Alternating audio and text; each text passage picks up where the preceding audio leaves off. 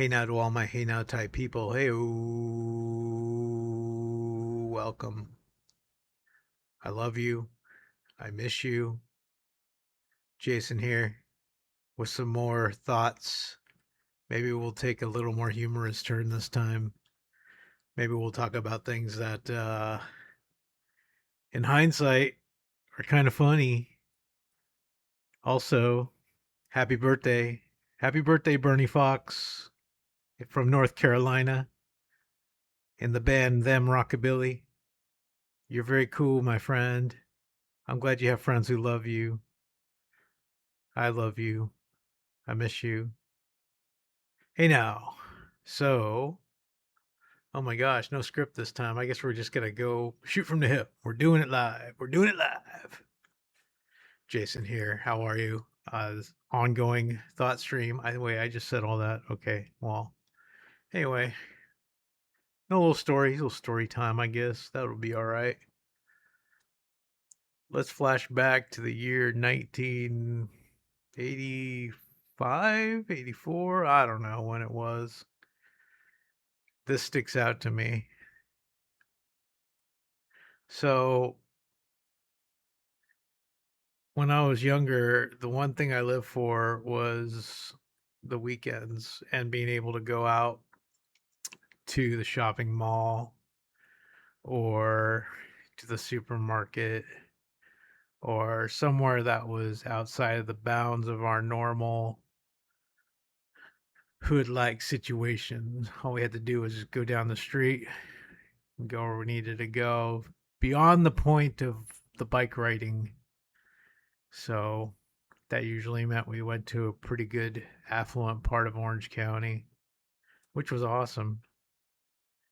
My mom's favorite place to shop when I was a kid was a place called Cost Plus. I think they still exist to some extent. I think they're called World Market, or maybe they're still called Cost Plus Imports. Who knows what the heck they're called, but I know this.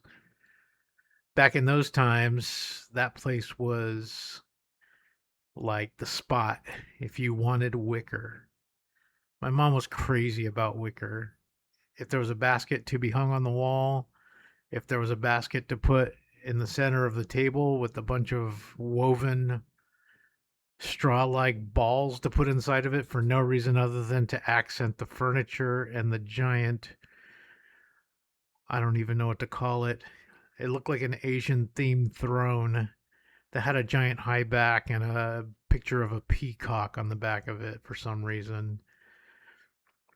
It was a straw back chair that at one point in my life I remember my brother falling off of it while holding a pencil in his hand and cutting his upper eyelid open, much to my horror and dismay, and being blamed for it because I was supposed to be watching him at that time.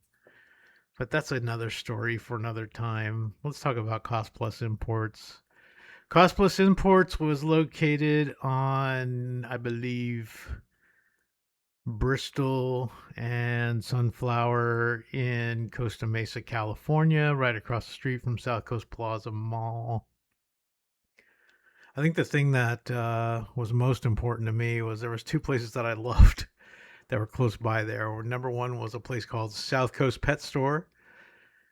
Not that I like the pet store. I actually hate pet stores when I grew up, and I still kind of dislike them, although I've kind of grown into them. Longer story for another time, I guess. I did like them because they had an extensive aquarium. Like they had a maze like situation of hallways of aquariums. You can walk down and see fish and reptiles and various glass encased animals, which was to me okay and interested me greatly. The other place that was of great interest to me was the Toys R Us. Toys R Us, for those of you who don't know, in the 1980s was like, imagine like Nickelodeon, but you can walk into it for real life. It was monolithic. You would walk in, and even the way the Toys R Us were set up in the 80s were something special because you usually had to walk down a large hallway that was covered in posters of various movies, various toys that were going to be sold, sale items, things of that nature. It was just a long hallway with no windows. I mean, there was the two sliding glass doors that you would walk in, but then there was a long hallway to actually get into the actual store, and you would turn the corner. And the moment you turned the corner, it was a visual plethora of items, toys, ceiling to floor, aisles and aisles and aisles of toys. Toys that I could never really have, but I can definitely window shop. And I could look at them and say, and think to myself, hey, one day when I grow up to be a man child, maybe I can possess these things, or maybe I can just dream about them. On that particular instance, my mom was on that day. I don't remember what day it was, but one thing my mom let me do, and this is another longer story for another time, but she'd go into the Cost Plus and she'd say, okay, well, when I'm done in the Cost Plus, you can wait in the car. Or actually, you know what? The idea was I can wait in the car while she was shopping. And then when she got back, we'd go into the Toys R Us. Because I knew I had to take my mom into the Toys R Us if I was even had the remote slight possibility of scoring something in the Toys R Us, which was the ultimate goal, to be honest.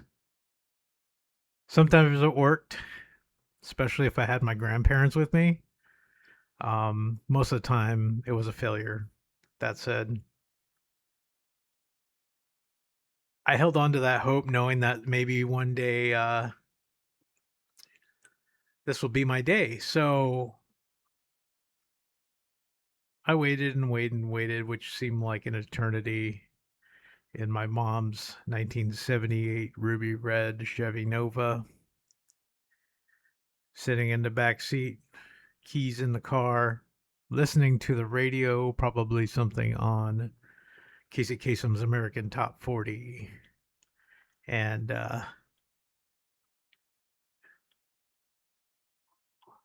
as I was looking into the store, we were in an innocuous part of the parking lot. Costa Mesa wasn't a terrible place. It was actually quite nice. Not that much crime, but I was startled while I was sitting in the car. I don't know what I was doing, probably coloring or reading a book or something. I know I was listening to the radio, that's for sure. I saw these two kids run out with a bag in their hand, around whipping around the corner right by between the Cost Plus and the Toys R Us, and they dumped a bunch of stuff into the trash can, and then they ran as fast as they possibly could. I thought, huh, that was odd. Right behind them, probably a few seconds later, there was two Toys R Us employees who were looking to the left, looking to the right. I did not make eye contact with them. I kind of hid because I'm like, oh my gosh, something's gonna go down. Let me just kind of hide in the car while I'm looking at all this go and conflagrate. They kind of looked around, they kind of shrugged their shoulders, and they said, hey, let's go back to our jobs. Didn't think much of it. My mom came back after shopping at Cost Plus, and I just kind of sat there in the car, and she's like, are you ready to go into Toys R Us? And I thought, wow, finally, let's go. But first, I want to see something real quick. And she's like, what are you doing? She's like, well, I saw these kids throw something away in the trash, and I want to go look at this, whatever this thing is they threw in the trash. I don't know why it caught my interest, but I opened the trash, take the lid off. Didn't have to dig very deep because nothing else was thrown in there except this bag. Pulled the bag out, opened the bag, and it was like Christmas. It was literally like Christmas. The rush of joy that I felt the moment I looked into that bag was just incredible to me because I saw 3 in package G1 Transformers Constructicons. I want to say one was Bone Crusher. I want to say the other one was Long Haul, and I think the other one was Scavenger, if I'm not mistaken. I could be wrong on that, but I was like stunned. And I just sit there and I'm looking in the bag, and I got this, my eyes are wide open. My eyes are popping out of my head, and my mom's like, "What is it?" And I pulled one out and I showed her, and she gasped and just started laughing. And she's like, "Bring it over here, bring it over here." So I brought it over. I'm like, "What should I do?" My Catholic upbringing and some of the, I don't know, morals, if you will, that were instilled with me told me, "Hey, maybe I should go and take these back into the store. Talk to those 2 employees I saw earlier."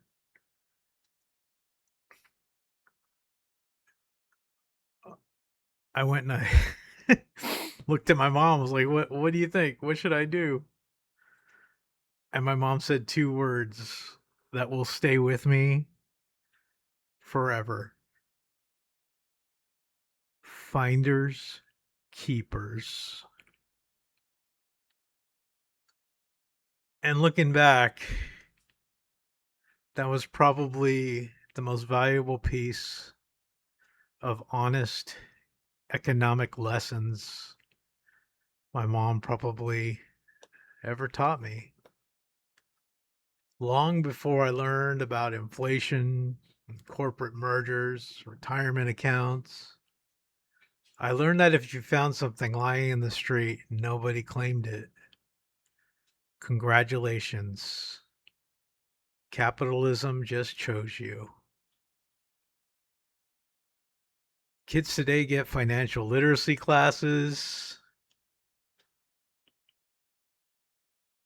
economics classes.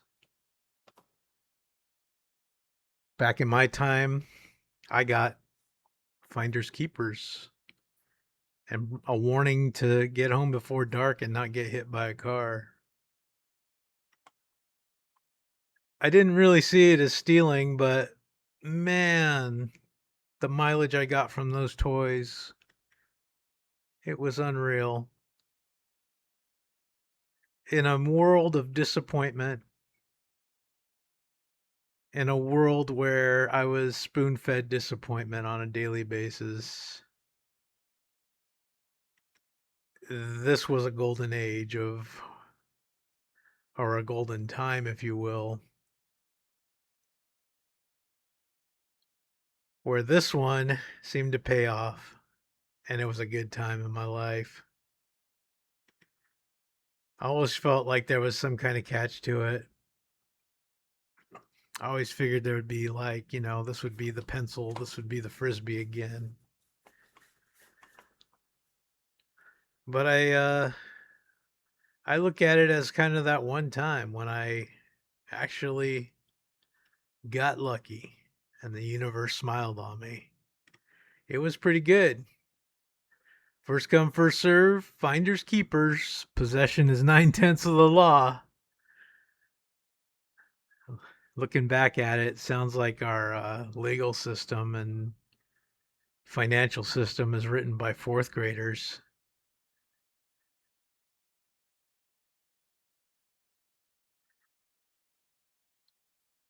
It seems like the whole world, though, is kind of wrapped around this idea.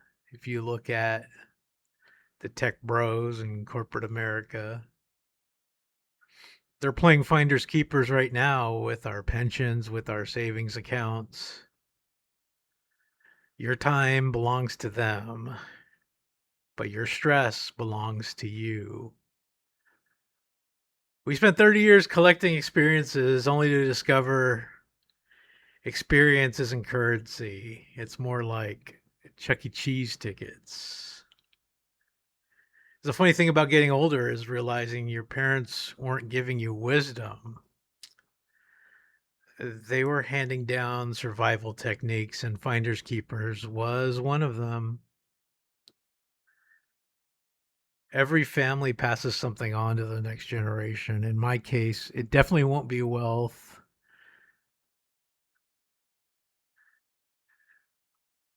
It might be some of the recipes of the food we've had. Most of all, we're passing our humor and our sarcasm. Maybe that's why Finders Keepers, this story always sticks with me. Because life turned out to be exactly that. I kept what I can find. And I found some good stuff. I found moments, friendships, loved ones, memories, an occasional piece of happiness sitting unexpectedly in the trash for me to pick out and to cherish it as if it were my treasure. And at 50, I finally figured something out what my mom meant. Life isn't fair. The prizes aren't distributed equally. Nobody's going to come and hand you a trip to Disneyland. But every now and then, if you keep your eyes open and you find something valuable that somebody else overlooked, and in that one brief moment, finders keepers. My name is Jason, and these are my musings of a Generation X vlog. I don't know, black pill, red pill, whatever, blue pill, purple pill. At any rate, I hope you have a fantastic weekend. I hope you find out what the oranges are for. And I hope you have a fantastic birthday celebration. I miss you. I love you. Hey now. I will talk to you soon. Take care.